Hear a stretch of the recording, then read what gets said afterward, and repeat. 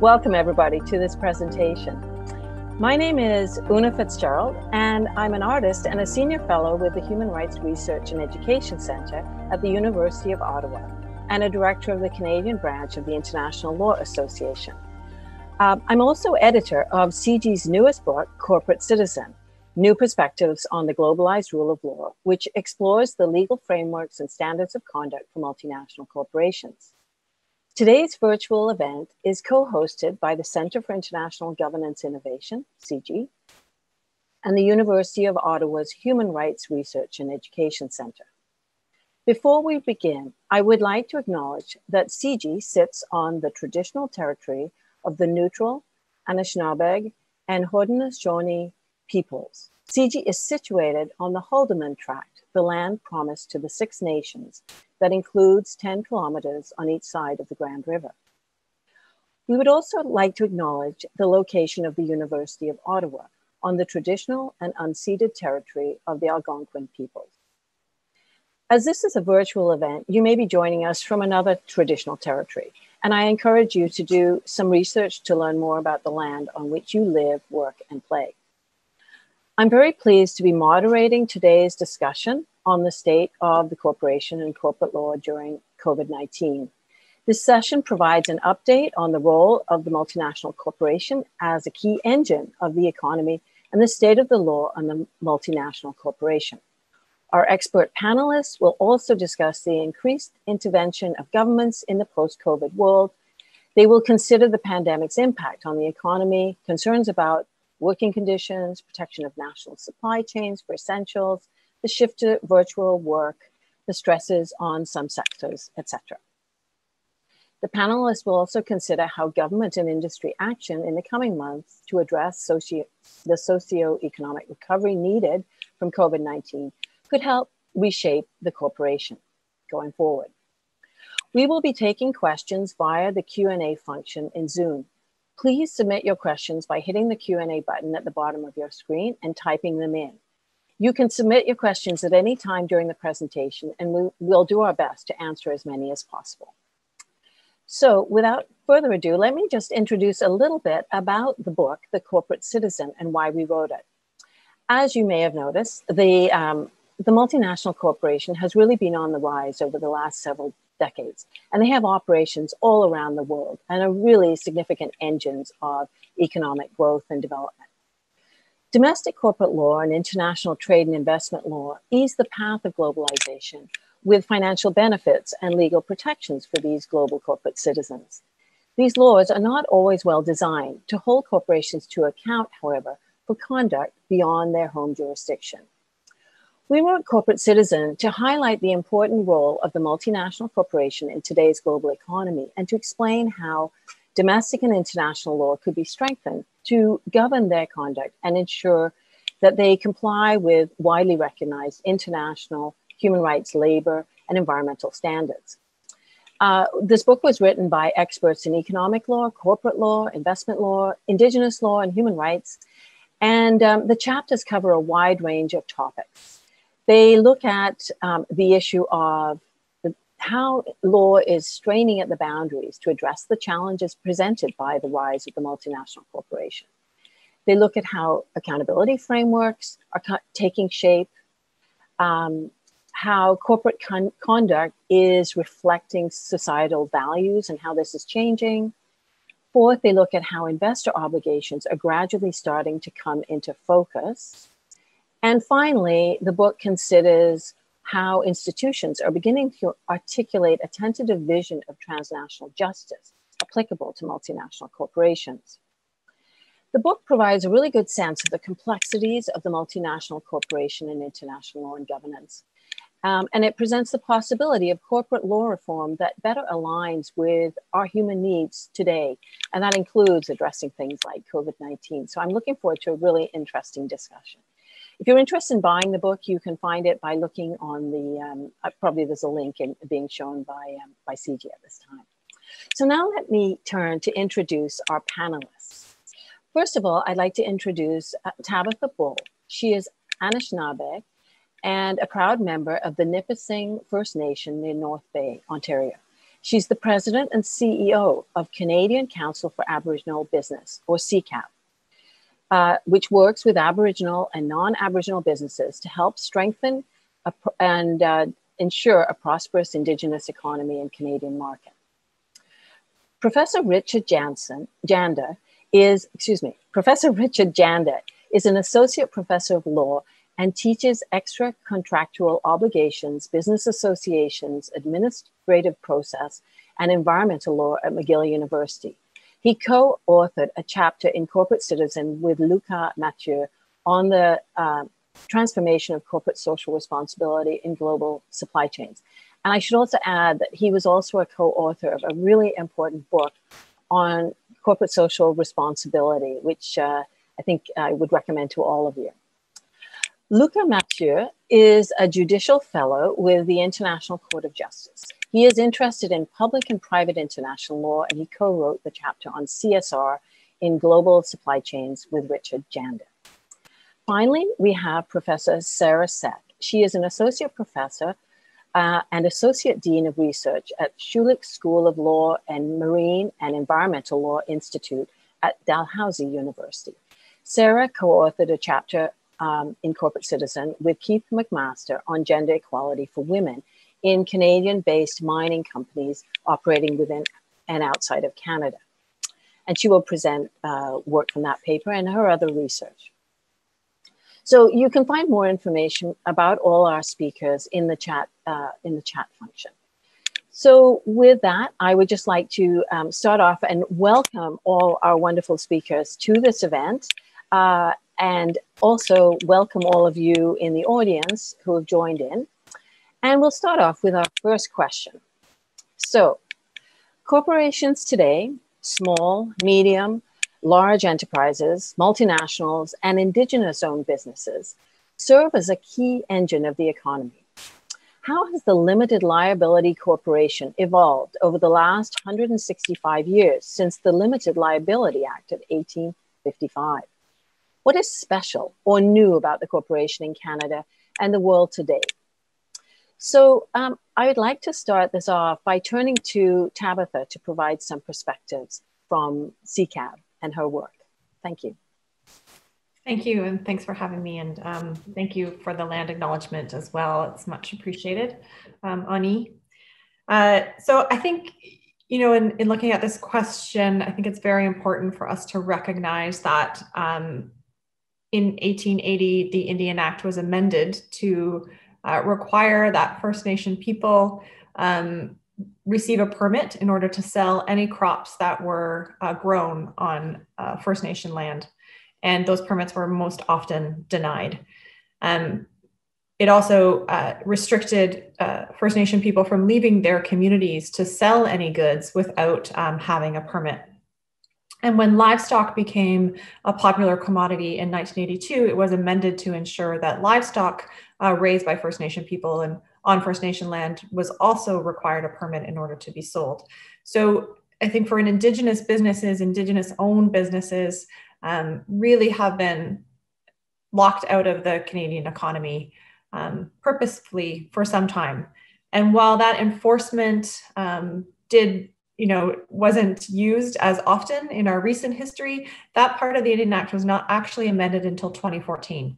So when we think about the corporation, it was very difficult for any Indigenous-owned corporation to exist within Canada with those laws. Now we are seeing a real resurgence of Indigenous-owned businesses. We're seeing Indigenous businesses being created at 9 times the rate of non-Indigenous businesses. Currently, when we look at Statistics Canada numbers of sole proprietors and the numbers that we have within our membership, we estimate about 56,000 Indigenous businesses across Canada. Still, not as many are incorporated. However, there is a real propensity of Indigenous people to export. And the study we recently did with Global Affairs showed that Indigenous people are looking to export twice as twice as much as non-Indigenous businesses. So we are really working hard with our brothers and sisters and cousins in other countries on how we can ensure trade between nations and between Indigenous people in those countries to ensure that we can really take advantage and continue to grow the Indigenous economy. I don't know if I'll break the ice. We didn't hear if you wanted one of us to jump in subsequent to what Tabatha said, but I guess I'll get the ball rolling. The question you asked, Oonagh, is a challenging one, a general one. How has the corporation evolved since 1855? Maybe a couple of general observations. The first is that we have to recall that in 1855 and until we had sort of general incorporation statutes, incorporation was kind of an exception rather than a rule. It was something that required letters patent. It was something that required some degree of parliamentary oversight. And now, of course, we're in a very different context and have been for a long time. That the corporation is really generally available as a way of doing business, and it cuts across what Tabatha was describing, the small business all the way through to the major corporation. But I think that one evolution. It's too bad that Chris is not here with us to take up the point, perhaps in counterpoint. But one evolution we've seen is, I think, businesses acknowledging that they can no longer separate themselves from their social context quite as much as might have been thought even 2 decades ago. When the book you alluded to, Oonagh, we did on corporate social responsibility was written, we still had to defend the idea that there was such a thing as corporate social responsibility and try to provide some kind of legal framework for it. I think that we're at the point now where it's very difficult for corporations to, certainly those that are seeking social license, to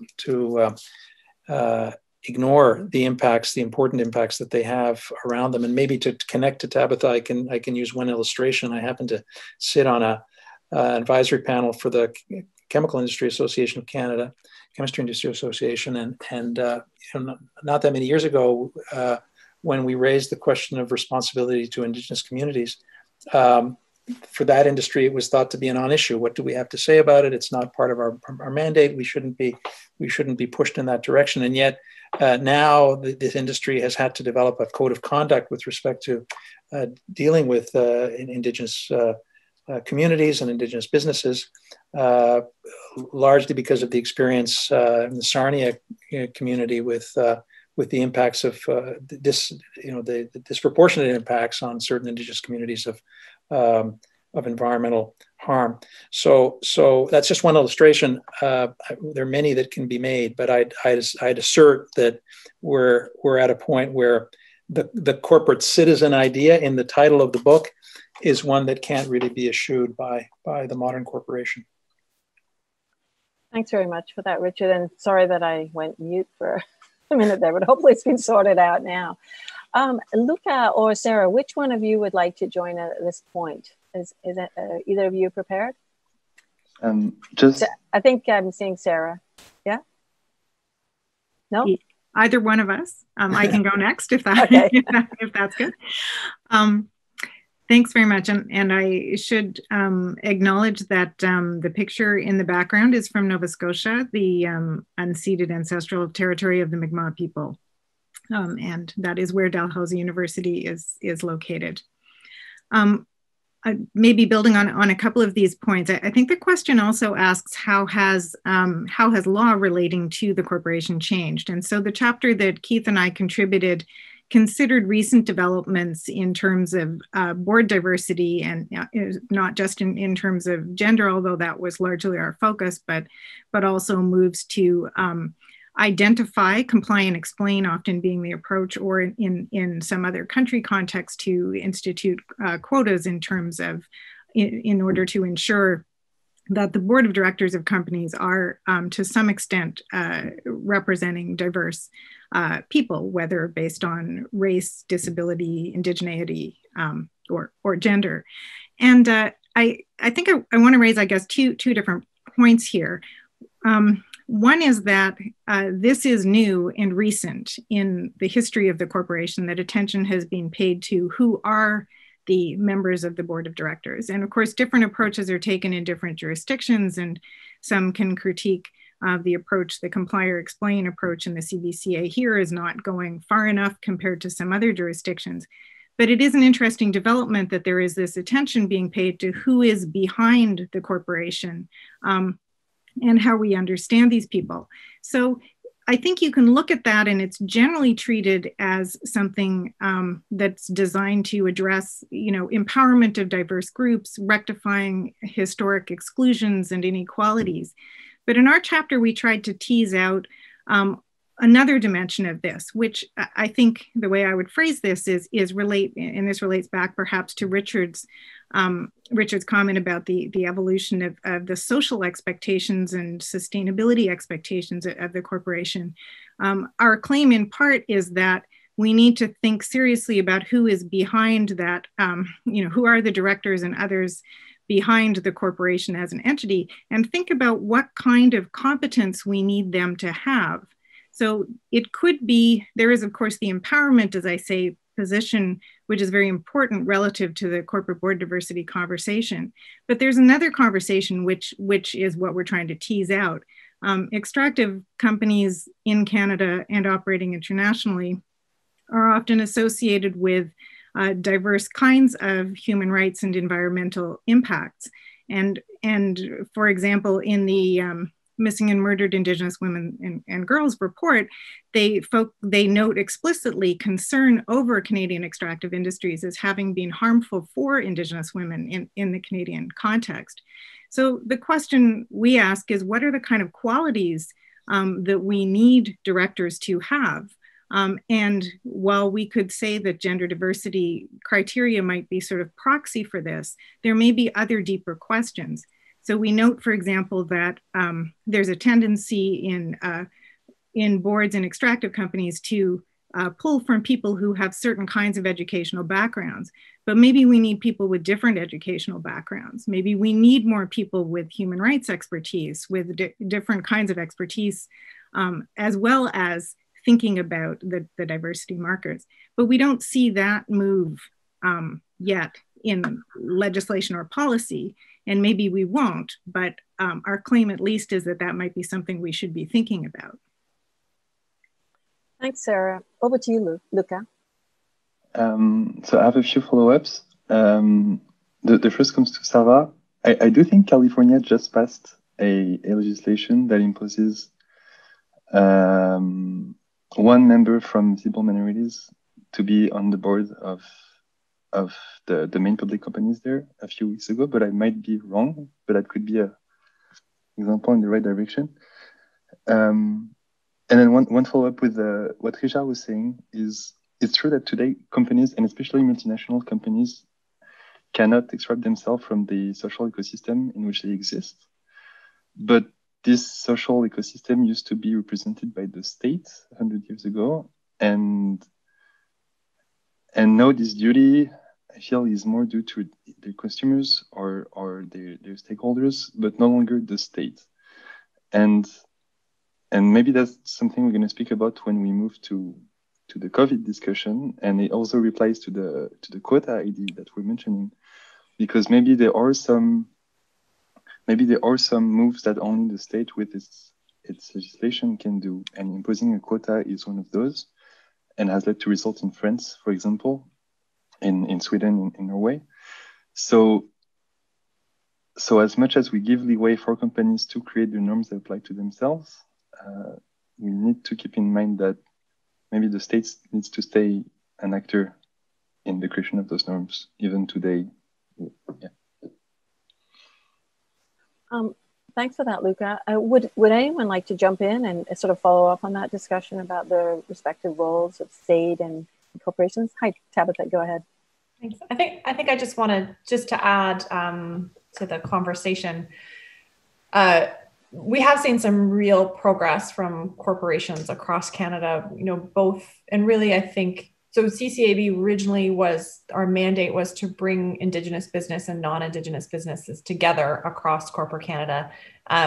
For a lot of these purposes, how do we ensure that we get Indigenous businesses into the supply chain, but also how do we help corporate Canada work better with Indigenous business and communities? And originally we did see that a lot in the extractive industries. So organizations like Suncor and Imperial Oil and mining organizations have really made some real progress in what they're doing with Indigenous businesses. But on a silver lining piece, because I feel like I might have started this off a little bit negative, but we've seen so many new industries have an interest in approaching us, asking how they work with Indigenous business. So IT sector as an example. So organizations like Microsoft and Apple, and who aren't potentially having a direct impact on community.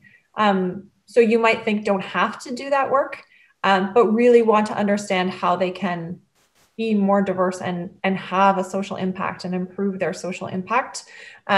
Same with tourism and as well. So organizations like Air Canada, joining our organization to try to really understand how can they do better. And I think that is a real optimistic thing that we're seeing, and not because necessarily they're legislated to do so, but because as a corporation, they want to be able to demonstrate that they are doing good work. And we're seeing the benefit and the interest from investors and the investment community as well, coming and asking, how do I know that I'm investing or purchasing shares in an organization that's doing good with Indigenous communities and is on a path of reconciliation? And I think that making that connection as well to the investment community and what we can do as consumers and investors to ask those questions as shareholders and organizations is also going to have a lot of real impact on how an organization looks within their own abilities of how they can make an impact.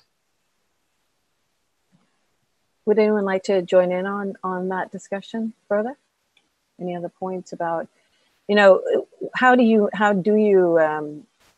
enforce or raise standards of corporate behavior or encourage this more diversity in the boards? Is it those methods that Tabatha is suggesting about getting more engagement of consumers? Are they going to be aware? They're not always aware of some of the corporate governance issues in many corporations, right? I mean, I might jump in. Tabatha made an important point about accountability also to investors. I think that ESG accountability is starting to trickle through corporate practice, and I have to say, over the last year or so, involved in a project with a number of universities on creating a circular economy in plastics. I was amazed, at the level of sophistication on these issues within the corporate sector. People, who have been hired to work on those kinds of questions within major corporations, and I dare say, I came to some of those discussions thinking, here I am, a fancy academic, and I'm going to see if there's any resonance for these discussions in the corporate world. And I found myself having to sit down and listen and learn a lot about how sophisticated the discussion had been internally. So I don't want to go too far and sort of sing the praises of all corporations in this respect, but like Tabatha, I think that there is some silver lining in how corporate practice is evolving. Great. Okay. Well, thanks for that comment. If there's no other comments from the other speakers, I think we'll move to the second question, which second of three questions, which leads us to the whole discussion about what impact has the pandemic had on the economy and on the role of corporations. So here we go. What has been the impact of COVID-19 on the economy and on small, medium, and large corporations, multinationals, and Indigenous business enterprises, and on government's willingness to intervene in the economy? So I know there's many dimensions to this question that you may want to raise. And I think, for example, there's the issue of working conditions. We've seen a lot of developments relating to systemic racism and improving diversity on boards, and also just general respect for diversity in advertising, etc.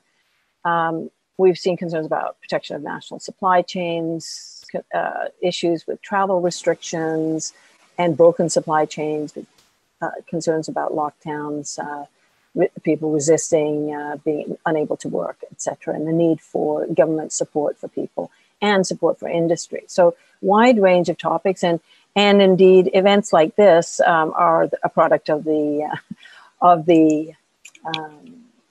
COVID-19, really, because we're doing so many things more virtually. So I believe that, Tabatha, you had some thoughts on this topic because you've been looking into it in relation to CCAB businesses. Would you like to start off the discussion? Oh, sure, thanks. So we did at the outset, even early March, start to think how businesses, members of ours and Indigenous businesses in general were thinking about COVID. What did they think the impact was going to be? Did these businesses have a continuity plan? And it's quite alarming to look back at that first survey from March 13th, and maybe half of the businesses were concerned. I think all of us probably were in that space of, this is going to be a short-term situation. I don't know that anybody really thought we'd be here today in October, still doing virtual and working from home. And we did a much larger survey of 830 Indigenous businesses in May. And at that time, it was very apparent that the business survival rate was about 30 days for Indigenous businesses without some type of recovery funding. So if we look at the Indigenous business economy, businesses are about 99% of those are small, medium enterprises. And those are definitely businesses that were really hard hit at the beginning. I think we did see the government roll out programming very quickly, probably quicker than we've ever seen them do so, which was refreshing. And hopefully we can carry on that type of process and progress through legislation as quick, at least in a faster manner than what we might have seen pre-COVID. But we did unfortunately see in some areas that, some of those programs, because they were rolling out so quickly, kind of missed certain sections.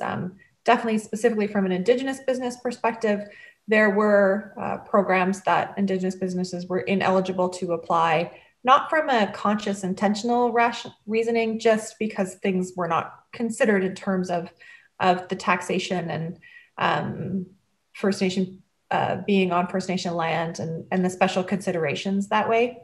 I mean, we've seen that across the board. I think as we see the government continue to change the emergency business account and the wage subsidy and the different requirements, so that we can really ensure that we're supporting sole proprietors and those small, medium enterprises. The other thing that we really are really hoping that we can start to see, understanding that the government had to purchase PPE very quickly at the very beginning, and they were looking for tens of thousands and hundreds of thousands of units at a time. So understanding that they went first to the large corporations in Canada, but we really need to see that supply, and when we start to restock PPE, that we're looking at the small and medium enterprises in Canada. They, in my opinion, are really the fabric of our economy, and we need to ensure that we're supporting them as well when we're restocking and resupplying across the country, and even for corporations themselves, for them to be looking at those small businesses to purchase from as they start to consider reopening. It's really true. The small business is the backbone, isn't it, of the Canadian economy and possibly in other places. And yet it's so much harder to figure out how to get money directly into small enterprises, or it presents a real challenge. Mm-hmm. I'm wondering whether, Luca, you could provide a bit of a perspective on what you see in Europe on these issues, since you're now living there. You have to unmute. Apologies. So the intervention of governments was the same in Europe as it had to be in Canada, but you have some changes from one place to another. I found it fascinating how much in the Netherlands, where I am at the moment, there was the government really trusted individuals and small companies and businesses to create the norms that would apply to themselves regarding COVID. And all the way to last week, it was still up to businesses to decide whether they would make customers wear a mask or not. So I think COVID also showed us how much businesses today are making the norms that apply to themselves, more than they have ever, and at every level, from the multinational doing entrepreneurial lobbying to the small business that has to adapt to COVID and decide of the legal norms that would apply to it and its customers. Yeah, that's interesting. The sort of the need to rely on voluntary approaches has also become a really important discussion in this time of COVID, right? Where we know that, you know, sometimes people say, well, oh, we should just, you know, enforce all the rules on everybody. But I think the public health people are telling us also that if you take a very firm approach to things, that sometimes it backfires. And so, yeah, this need for voluntary approaches seems to be worth looking at more closely. Who would like to jump in now? Richard, would you like to comment? Maybe just a little bit of a connection to what Luca was saying. I happen to be involved sort of with the onset of COVID with a project on contact tracing, where we tried to put a kind of consortium together, mostly universities, but also working with the private sector on providing a tool for Canadians to assist medical authorities in tracing the outbreak of COVID. And ultimately our project didn't go ahead. The federal government went in a somewhat different direction. But what was interesting from this to me was a kind of tension between, on the one hand, wanting, as Lucas said, to leave the greatest level of discretion to individuals, including ensuring that our privacy would be protected, that we wouldn't have any data shared with the government, that we would have no kind of oversight or control over the at a central level over the use of data on the spread of the disease. And yet, on the other hand, turning to the government now more than ever, perhaps, to bail out businesses, to become the backstop. The levels of debt that governments are now incurring is really staggering. And so I think it's almost revealing kind of social tension now as to what exactly are our expectations of government. I'll make a small kind of prediction. I don't know if I'll come back to eat these words, but I don't think we're going to be sort of returning to the pre-COVID arrangements. As we go forward, I think that there have been a number of important shifts, notably in the use of government to backstop the economy here, and I can't help but feel that we're going to see some repercussions over the next number of years as to how we imagine the relationship between business and government. If I could just comment on that, if we think about one of the chapters of the book by Christopher Nichols, he talks about how the corporation, we add too many bells and whistles on the corporation and expect it to do good all the time. We might actually hamper it from doing what it does well, which is simply being an engine of economic growth. And I'm just wondering, are you suggesting that since we're seeing that, that the idea, the Martin Friedland idea that you keep the government out of corporations and let them just do what they're good at, making money, that because that's shifting and because governments are giving money, that there will be more of a role for government in sort of shaping that economic development that corporations tend to lead? I'll just say quickly, and Sarah probably has more insight on this. the old way of putting the debate had been, drawing on Karl Polanyi, that after the war we developed this form of embedded liberalism, where there was an understanding, a kind of social compromise that yes, we would give way to the corporation and to the private sector, but the corporations were embedded within social norms and social requirements. Over time, that ultimately led to a kind of wave of privatization and of public-private partnership and so on. And arguably, we came to what was called disembedded liberalism, where we no longer thought that the corporation was to be held accountable within a sort of general social fabric. I feel that we're now in a different place. But I think it's a bit too early to tell exactly how this is going to be reconfigured. Certainly, though, when you see airlines, restaurants, oil companies, and so on coming cap in hand to government and saying, you must bail us out, you must help us out here, I can't help but think that there are repercussions. Mm-hmm. Interesting. Sarah, jump in, please. Very happy to jump in. So when I think of COVID, I always think it's hugely important to take a step back and first of all, recognize that this is not a surprise. It's a surprise to everybody who's been ignoring and not listening to warnings coming from environment and health organizations for years. COVID, there's a 2016 UN Environment Program report noting zoonotic diseases amongst the highest risks for the world and linking it to climate change and biodiversity loss. So the first thing is we have to center climate, biodiversity, ecological systems as part of our thinking, and that includes in the corporation.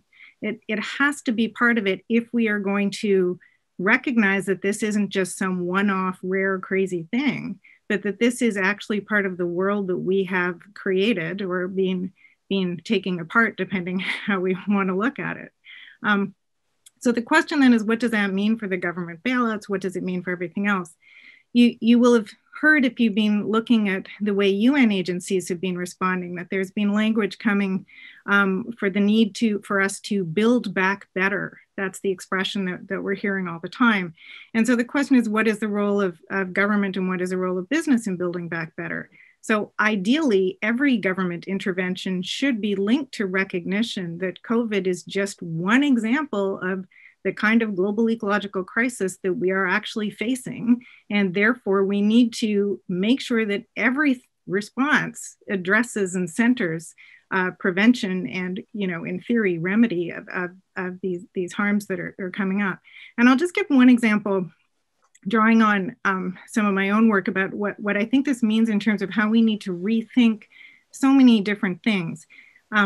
My claim would be in part that we need to rethink who the individual is when we're talking about workers or when we're talking about the holder of human rights. So I have a piece in the Canadian Journal of Law and Society in which I'm making the claim that if we think of workers not just as these bounded autonomous individuals that are kind of cogs in the machinery of economy, these money makers who need money to survive, but rather understand them as what I'm calling ecologically embedded relational individuals who are all differentially, impacted by things, you can see that a good job for a worker or a good business, enterprise is one that isn't just about money or is about economy that internalizes ecological costs at the same time.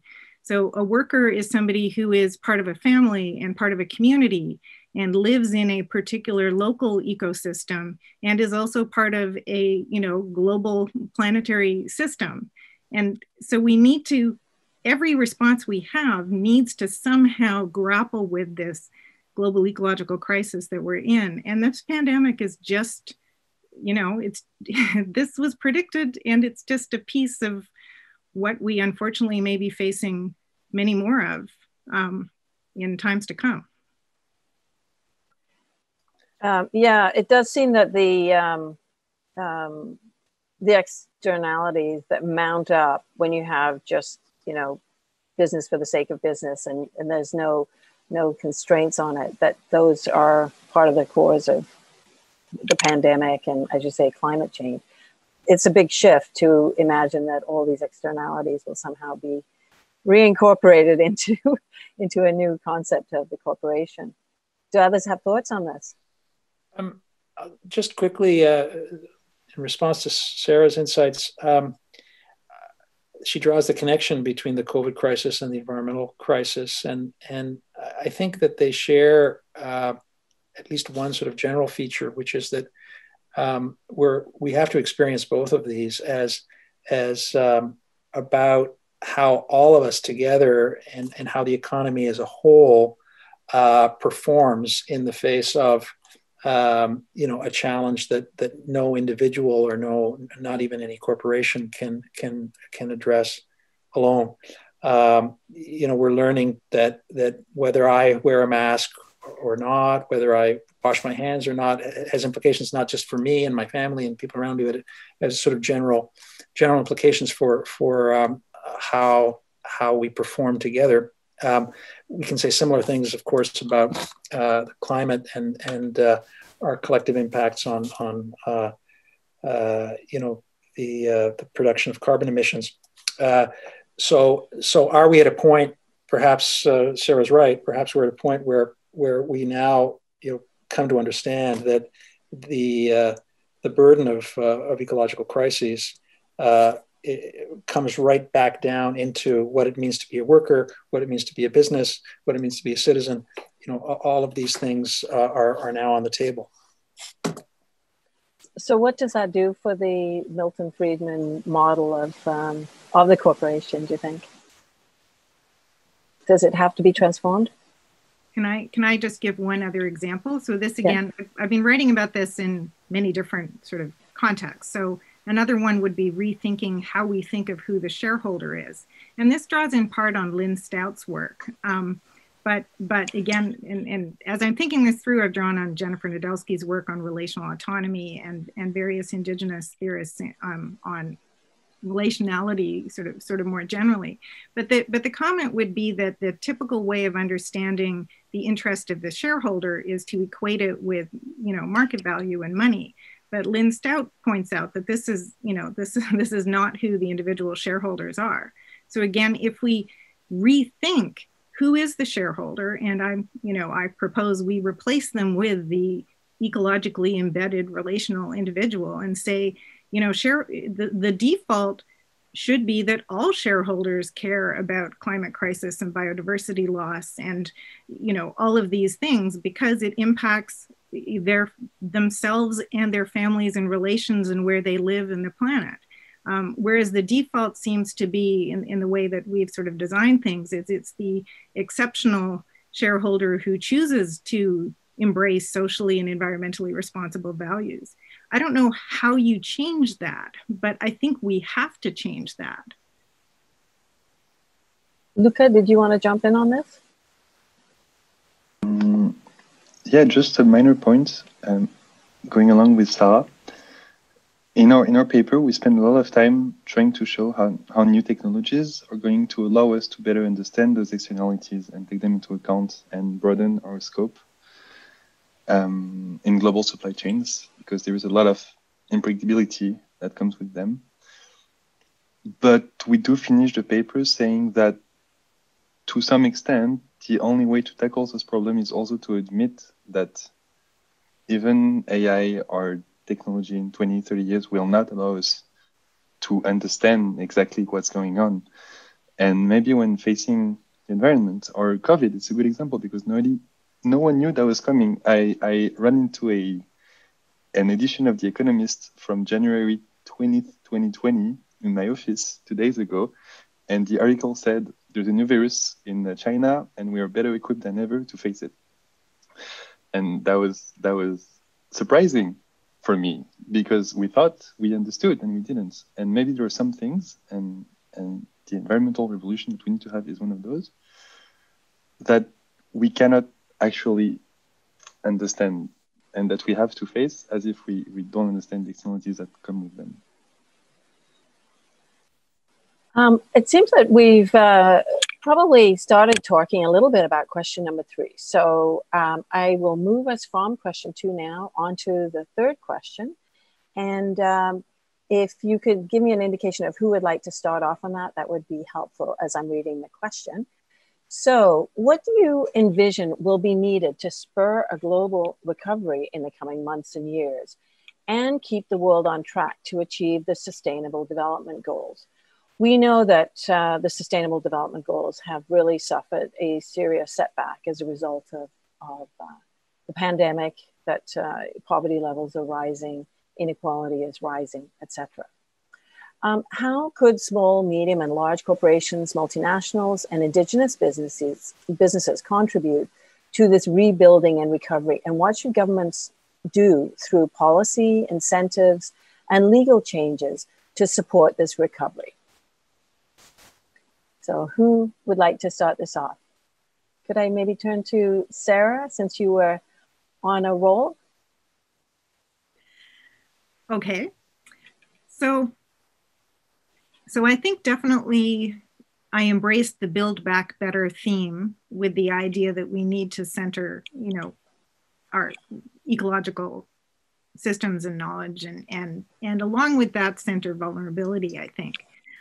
In terms of, I want to draw attention to, I guess, a couple of things that I think are interesting that have been going on in the Canadian context.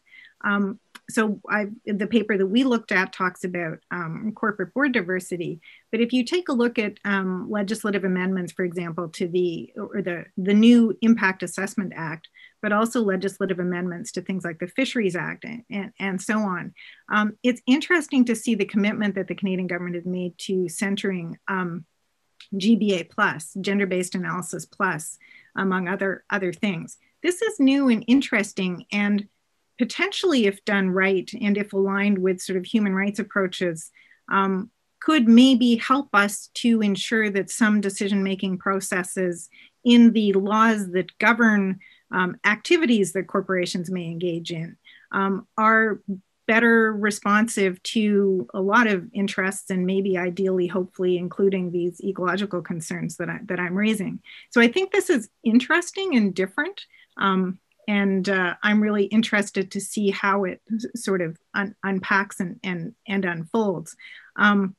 It's quite different from, the amendments to the CBCA and the idea of, comply and explain in terms of board diversity. But I think there's a linkage. So the idea, at least to me, is that part of the idea of attention to corporate board diversity, as I've suggested, might signal a need to pay attention to different kinds of issues and interests, and hopefully, this includes ecological and sustainability concerns.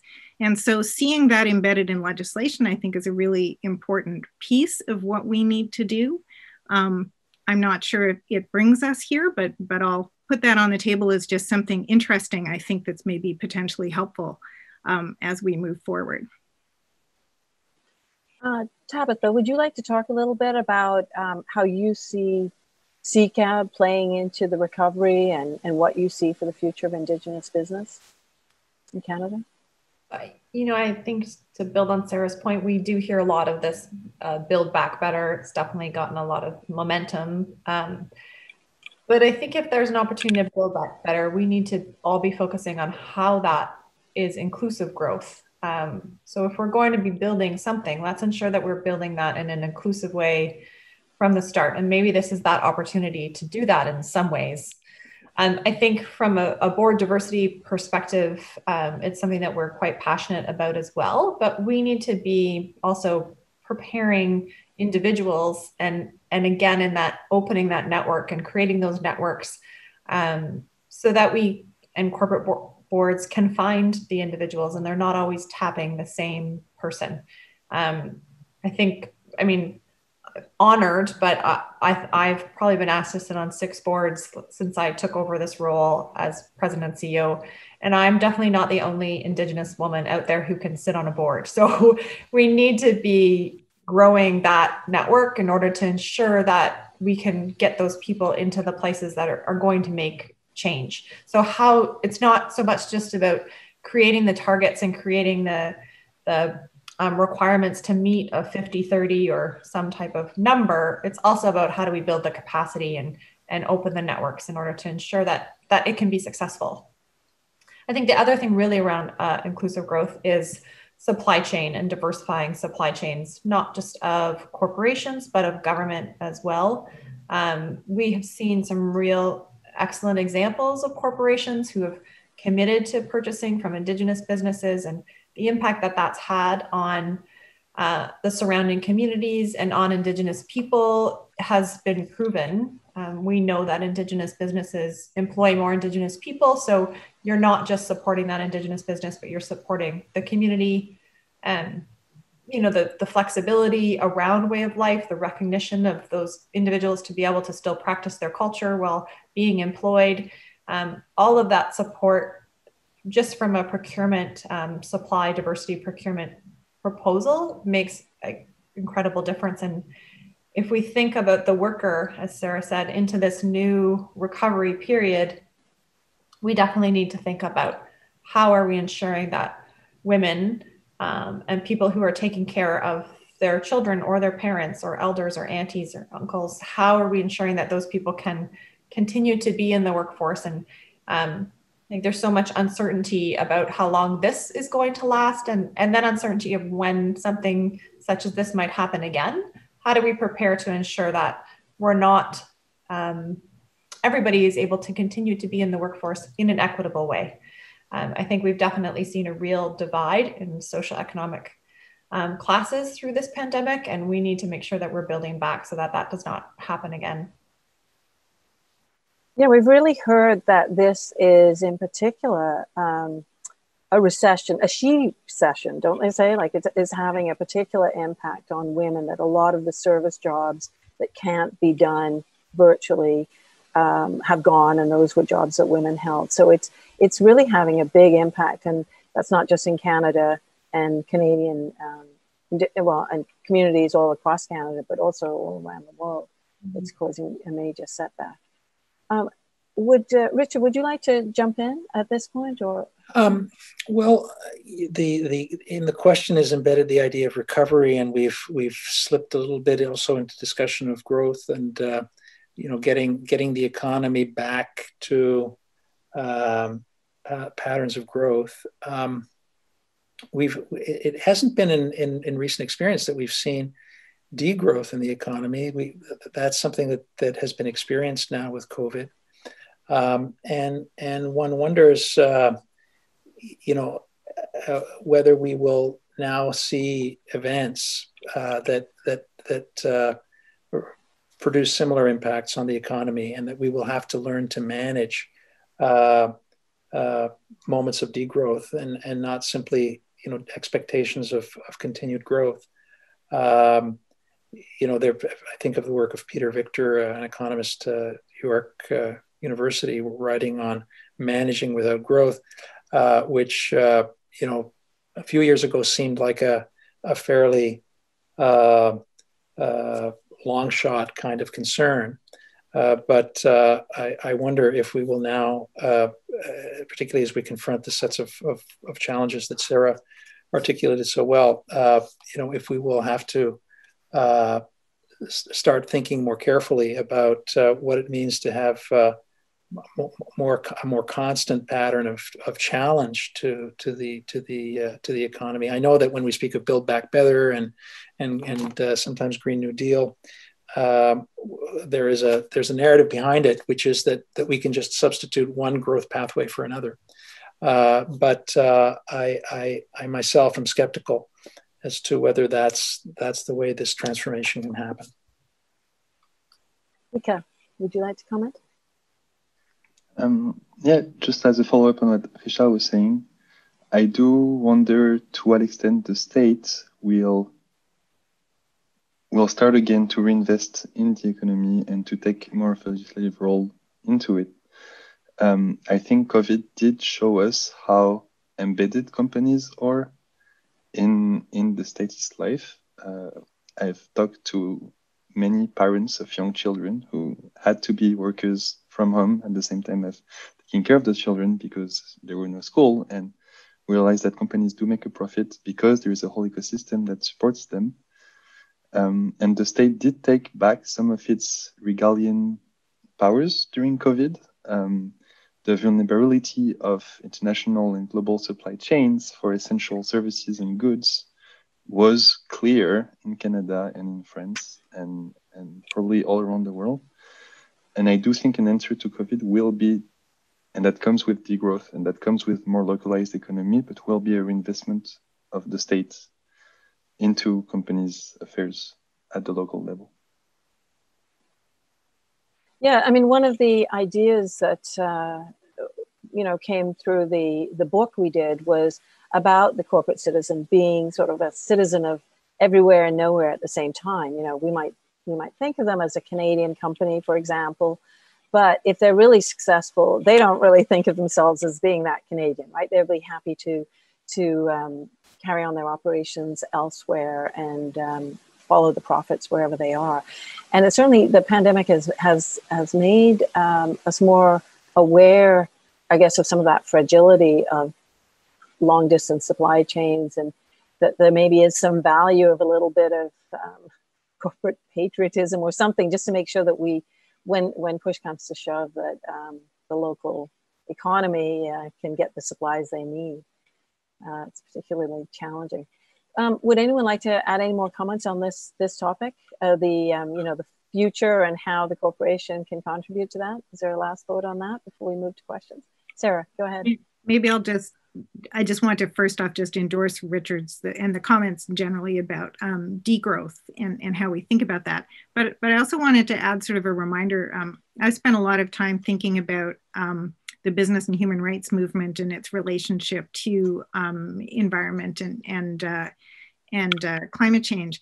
And I think it is really, as much as the state is coming back in on some level, the state is not fully going to come back in and can't fully come back in, because even though we live in, states with political boundaries, that's not actually how the world is, right?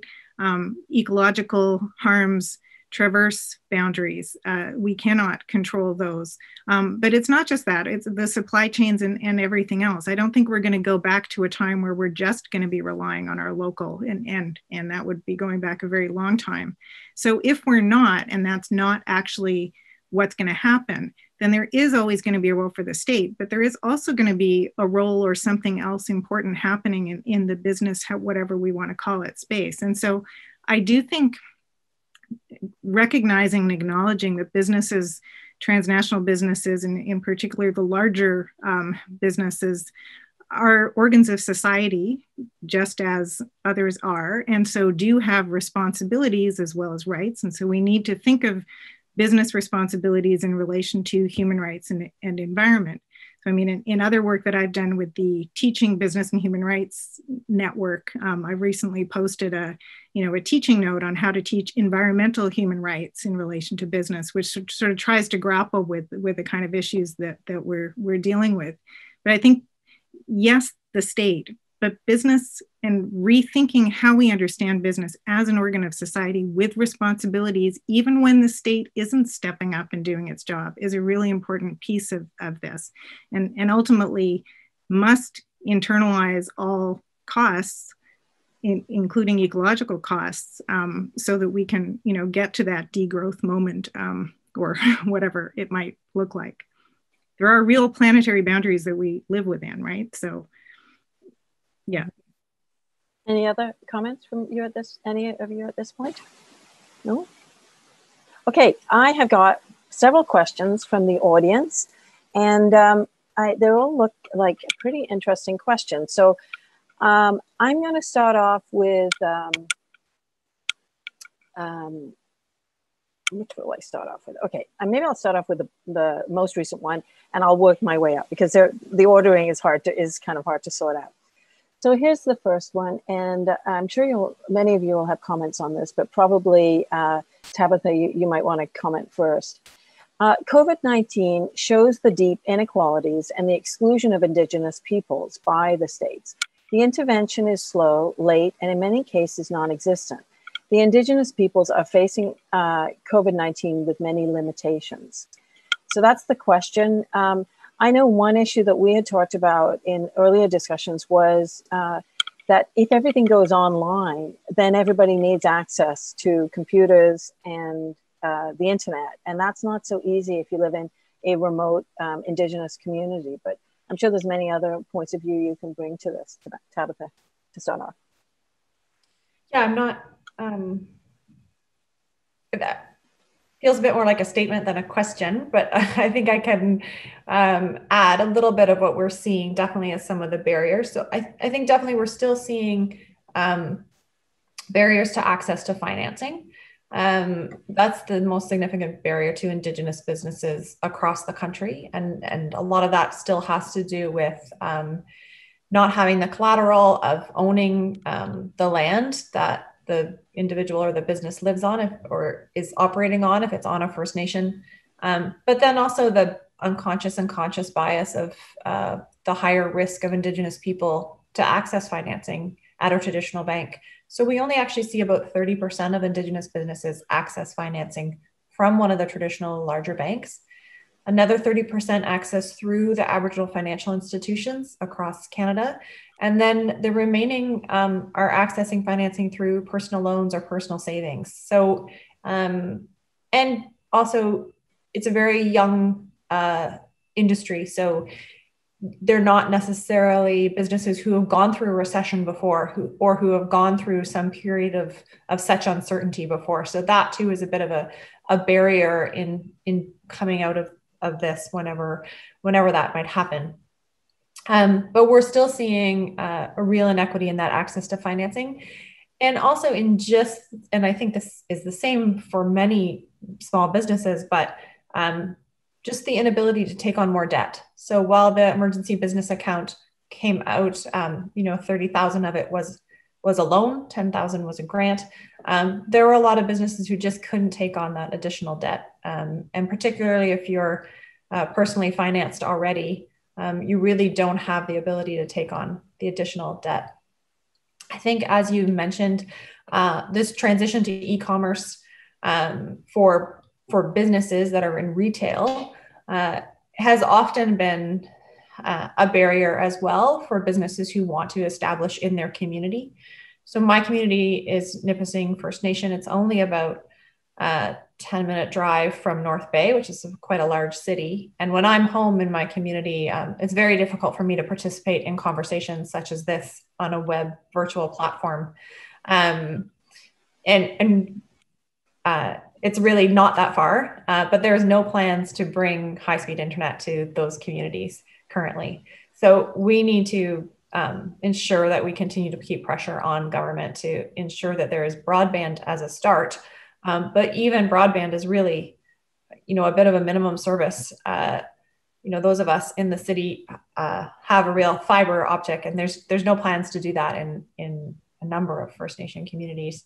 So if we're going to be able to continue to be part of the economy and part of these very important discussions, even just from a learning point of view, if we look at Indigenous youth who have moved home to take school from home or do school from home, we're increasing really that barrier to access to equitable education as we move to online. So we've had lots of discussions with the government about this, but we need to continue to push for that.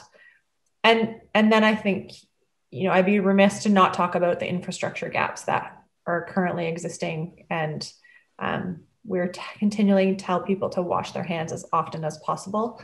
But in still over 65 First Nation communities in Canada, there are long-term boil water advisories. And currently one that's been on an extended long-term boil water advisory since 1995 is evacuating today because they have shut their water off.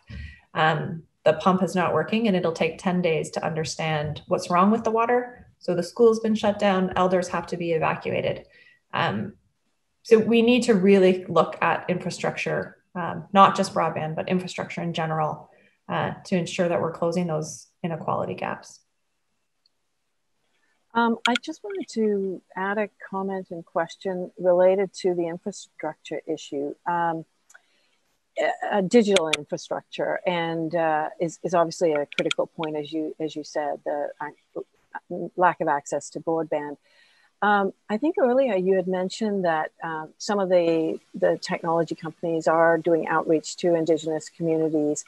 And I know that's a lot of interest and concern about Indigenous peoples retaining data sovereignty over their information, as opposed to having it sort of sucked up into some sort of a, corporate database. Is that a topic that you could comment on, or perhaps Richard might know something about it in the context of artificial intelligence? I'll just talk, just to mention quickly. So as Indigenous organizations, we are working with other national Indigenous economic organizations on a national Indigenous economic strategy to look across, currently our 4 pillars are land, people, infrastructure, and economies. And a big portion of that is how do we ensure that we're retaining that knowledge from communities? So where is the infrastructure, but also land issues, and where are the land opportunities, and how do we as Indigenous organizations continue to hold on to that information and ensure that we're retaining that information for our people. And then of course, traditional knowledge studies are so important. And as our elders continue to pass that information on, how are we ensuring that that information that's so important for any work that's going to happen within our territories, but anywhere on the land, how do we ensure that that information is protected in traditional, particularly for traditional knowledge, and that it's continued to be held by the community as well. So those are definitely conversations that we're having as national organizations. And as CCAB, who does quite a bit of research ourselves, data sovereignty is always something that we are very careful to ensure that we're respecting OCAP principles in all the work that we do ourselves. Richard, would you like to comment on this? Or? Maybe I'll comment on one aspect of this whole discussion, going back to the original observation from the audience. I mean, I think it is quite striking and very disturbing that there has been, this disproportionate asymmetric impact, not only on Indigenous communities, but also on other minority communities in Canada. I'm thinking as well of, say, for example, in Quebec, the impacts of COVID on the Black community in Montreal, particularly in Montréal Nord. And similar stories are emerging elsewhere in the world about how a crisis of this kind actually reveals certain kinds of structural racism. And I don't think it's a coincidence, frankly, that we have this challenge and crisis emerging at the same time as voices are being heard around around Black Lives Matter and around missing, murdered Indigenous women. The horrific story in Quebec of Joyce Echaquan recently. I can't help but see connections between these situations, and I fear that the same is true of the other environmental crises that we're going to be going through. That we will be more and more dividing into a new breed of haves and have-nots, with access to resources, access to ability to overcome these challenges better, and those who are left wanting. And this, to me, is a huge, a huge question for Canadian society and other societies. That's a really good point, Richard. And it actually ties in with another question we got, which I would modify just slightly. It was, again, talking about Indigenous people, but I think it also, it equally applies to Black Canadians as well, and other disadvantaged groups in Canada. And that was just this idea that Indigenous peoples, Black Canadians, and other disadvantaged groups are incorporated into the market economy under conditions of inequality. So, they get to participate, but the terms are not really that equal. And so that tends to perpetuate the inequalities. And I guess the question is really, it's again, like the other one, it's a bit of a statement as well, but sort of about how states are supposed to guarantee these protections. But what kind of guidance should they be giving to corporations? I think that's the essence of the question. What guidance should they give to corporations so that they will, work to include more communities in our economy in a more equal fashion? Would anyone like to comment on that big question? Maybe Sarah, or John, Richard. You look like you're about to. Sure, I'll say something. I mean, I happen to have been a member of the Quebec Human Rights Commission a couple of years ago, and of course we were confronting these questions quite directly. What sort of guidance ought to be given to corporations and other actors in society? I'll just say this. I mean, I find it an enormous disappointment and huge sort of democratic deficit now that it's still difficult for us to acknowledge, systemic racism in Quebec. In any event, to pronounce this term is still something that the political leaders have trouble mouthing or spouting. And I feel that if it's difficult for political leadership to come to terms with these questions, then it's going to be difficult to get guidance towards corporations and elsewhere. And in some senses, again,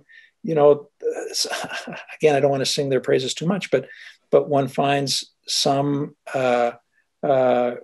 corporations and some industry associations perhaps a few steps ahead of government on some of these questions. And so when you ask, what guidance should we be giving?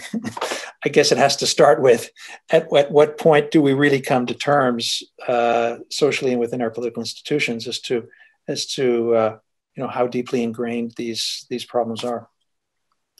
Mm-hmm. I just wanted to add one reflection, which might seem a little out of left field, but I'm going to put it on the table anyway. Being from Nova Scotia, obviously, I'm quite aware of, and we're concerned over the lobster fishery and the Mi'kmaq right to a moderate livelihood, which comes from the Marshall decision. And of course, that case came a very long time ago, and the details of what this means for Mi'kmaq fishers is not being clarified. But the comment I want to make is, what does it mean to say that Mi'kmaq fishers have a right to a moderate livelihood? It's unclear what that means. But what does it mean more generally? Like, should corporations have a right to something that is, an immoderate livelihood? Like, I'm keep reflecting on this phrase, right to a moderate livelihood. That's great, but what does that mean, and what does that mean for others? And anyway, I'm just throwing that out there because it bothers me, and I think it goes partly into this degrowth and everything else, right? And the racialized nature of how we understand opportunities. Yeah, you're bringing attention to a really interesting point about, for Indigenous people, moderation is the ceiling, but apparently not for others. Weird. Tabatha, would you like to comment on this strange one?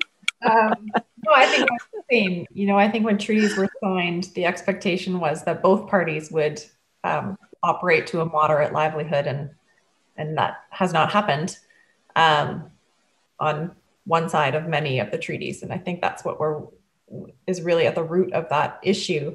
I think the other piece that what's happening on the lobster fishery is demonstrating, and similar to what happened and is happening in BC, is we have these Supreme Court rulings, and then there's no certainty around them, and no certainty for either side. So also no certainty for corporations. So if, we've been talking about legislating UNDRIP for many years, and the BC government agreed to that legislation, but it hasn't actually been enacted. So how does a corporation even understand how they are to work with a community? What does that actually mean? And I think that, uncertainty always often manifests in fear. So if you're uncertain about how you're supposed to proceed or what the reaction is going to be, human nature is often to just not do it, or to just go forward with how you think you're going to, instead of asking the questions. And I think the government has a real responsibility to start to work to provide some certainty, and to work with communities and First Nation and Indigenous and Inuit and Métis leaders on what does that mean, and how do we provide, it's definitely not going to be some type of one fits all that's going to work for every community. It's going to be unique for every community across the country and for every treaty. But there needs to be we need to move towards some type of guidelines. I think the other thing, to Richard's point, is I think that's very true for government to provide some type of policy direction. They really need to start to lead by example in a number of these ways. So even if we look specifically at Indigenous procurement, that's just to talk about procurement, we see some corporate leaders that are setting targets of 5% procurement and outreaching those. And government has never procured over 1% of their federal spend from Indigenous business. The average is actually 0.32. So, I know there was a discussion about diverse supply or supply diversity in the throne speech, but we've been talking about this, and government's been talking about this for some time. So they really need to start to lead by example. Similarly, on this 50-30 challenge, I think that Minister Baines is putting out, I think it's excellent. I'm fully supportive of that work and have committed to help co-develop that challenge. But government needs to look internally as well at their own senior levels and ensure that they're challenging themselves to meet those same goals. Luca, I don't know if you want to comment on this, because you raised the point about how leadership is often from the corporate side or the business side rather than government. And I guess the points that Tabatha and Richard have been making do suggest that. No, don't really have a follow-up comment here. Okay, well, I am going to turn to you for the next question, because it does relate to the paper you did. And that's a question just on this issue of corporate social responsibility. How do we ensure that it is genuine corporate social responsibility? I know that you guys, both you and Richard, you talk about, there are some challenges in defining it and ensuring it's genuine.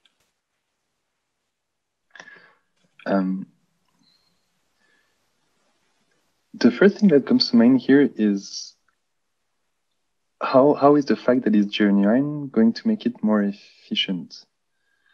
Because at the end of the day, corporations are not people with intentions. They are systems that work and that can have inputs and outputs. And what we want to make sure is that the outputs is one that respects the environment and respect their social obligations. So a genuine corporate responsibility would be one in which the shareholders and the people who direct those companies believe in.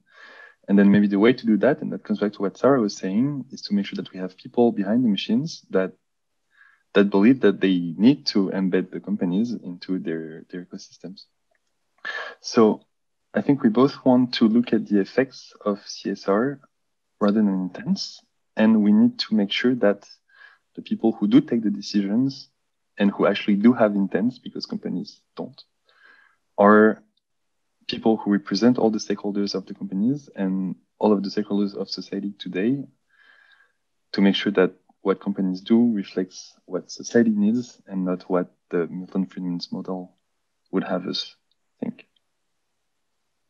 Richard, would you like to add something? Just one idea, maybe just a small observation. I mean, corporations are very good at metrics. They're good at measuring inputs and outputs, developing management systems, trying to keep track of performance. I think one thing that we were intrigued by as we looked at sort of the traceability of supply chains and providing tools for measuring, where are the impacts of the supply chain, is that fits pretty well into existing methodologies and cultures within corporations. So I don't believe that everything about corporate social responsibility can be reduced to supply chain metrics. But on the other hand, if we want to have something that is not, to use the old term, greenwashing, and that is, I guess, as implied in the question, genuine corporate social responsibility, one way, to keep it meaningful for corporate actors themselves is to have it measurable, and to have forms of accountability for those metrics built into management systems. Again, I know that's going to sound like I'm an old-fashioned Fordist, and I believe that figures drive everything. I don't, but I think that it's a way that a kind of accountability can be built upon within corporations. Sarah? Can I just add one reflection? So I'm always curious in the use of terminology, and corporate social responsibility has an air about it that is contested in terms of, if you look, there is no consistent definition of what this might mean. There are other terms. The OECD and Government of Canada are now using responsible business conduct. And then, of course, there's the idea of business responsibilities for human rights, which has a legal international law dimension to it as something different. But my general comment would be what bothers me is when CSR or any of these other things is referred to as voluntary, because I don't think that's accurate. I think it's legally relevant. And I think the question is really, what is a particular standard in a particular context? So directors' duties include being aware of the social context, which includes industry standards. And so CSR, or whatever we want to call it, seems to me part of how we understand industry standards in a certain context, and therefore is legally relevant for understanding whether or not our director is doing their duty. And if we're actually talking from a human rights lens, and we're thinking that, there's a whole other sort of level of legality sort of attached to it. But so it just seems to me that part of the answer to how to make it more effective is also to understand it better and to talk about it differently. Because I think when we talk about it as voluntary and optional, we actually undermine its legal relevance. And it for anybody who's taught environmental law and regulatory prosecutions, right? Like, industry standards matter. And if your competitors are doing way better, then you just didn't meet your due diligence standard. So anyway, I'm curious if others have a reflection on that. If I may jump in on that, I mean, I agree completely with what Sarah said. And as Sarah knows very well, in Canada, at least the Supreme Court of Canada has given quite reasonable guidance on this to connect corporate fiduciary duties and corporate duties of diligence to corporate citizenship, and to make it clear that this is not simply about voluntary largesse on the part of corporations, but it has to do with their legal duties.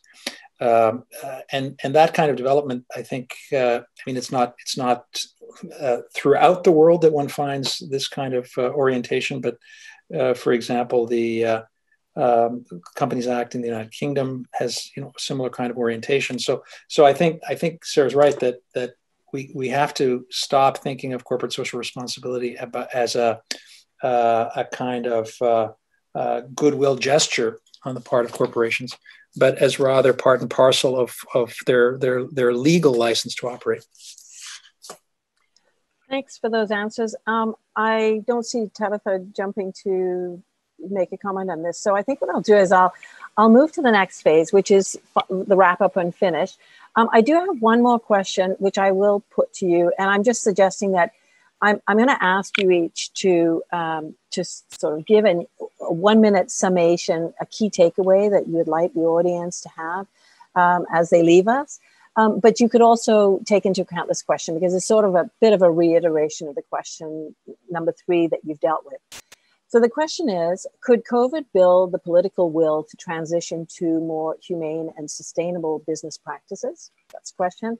You can take it or leave it, but I'd like your summations, each of you. So who would like to start off?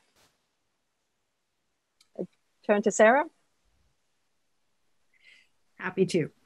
So as I've said, I see COVID as perhaps an example of this broader context of global ecological crisis that we are in, whether we want to acknowledge it or not. And I would hope that it does lead us to build back better in many different ways. But I do think that as part of this, we really have to recognize that we need to think differently. We need to actively think differently. We need to question the constructs that lie behind how we understand the corporation and the players in it and the regimes and everything that we're doing, and embrace the need to actually make transformative change at this point in time. So I hope we are able to do that. Thanks, Sarah. Tabatha, would you like to go next? Sure. I think I don't think that I would say that COVID is going to get us there, but I would ask that I do think that it has brought awareness to the inequalities in Canada and the inequalities, particularly of underrepresented groups, but also socioeconomic classes.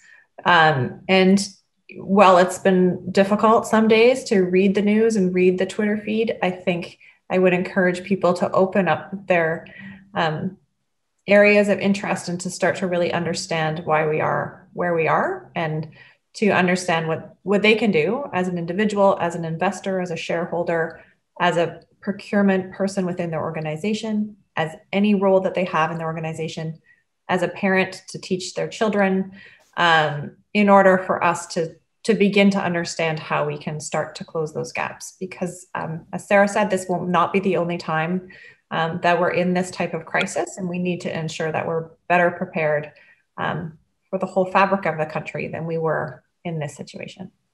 Thanks, Tabatha. Luca? I think COVID really showed us that global supply chains are more vulnerable than we thought they were. And that means two things. The first is, as Sarah was saying, we need to understand CSR as something that is global, because the environment doesn't stop with physical borders, and self-regulation from companies and regulation from states towards companies need to have this global reach into account. But at the same time, it also showed us that there is a need to come back to something that is more local and to develop supply chains in the Canadian economy that can sustain crises like this, because this vulnerability does put a lot of people in vulnerable positions, and it's not something we want to reiterate, especially if, as again Sarah was saying, we are on a path that will lead to more crises like this in the future, and for which we need to be prepared for. Thank you, Luca. Richard, the last word on this. Goodness, I hate to end on a kind of ambivalent note, but on the one hand, I do think that COVID has highlighted how organizations need to be prepared for crisis that generates sort of general externalities for all of us. And there have been some interesting and important examples of good response, of helping to manage this crisis together. But I think we have to acknowledge as well that we're not simply seeing a kind of general social rationality come to bear upon this problem. We're starting to see, I think, more intensely some of the fraying of the social fabric that this kind of crisis, to which this kind of crisis gives rise. Corporation businesses, the economy as a whole tends to be seen as a kind of locus of rationality, where we do our planning, where we look at cost and benefit. But it is also revealing, how much that rational planning is itself underlain by a good deal of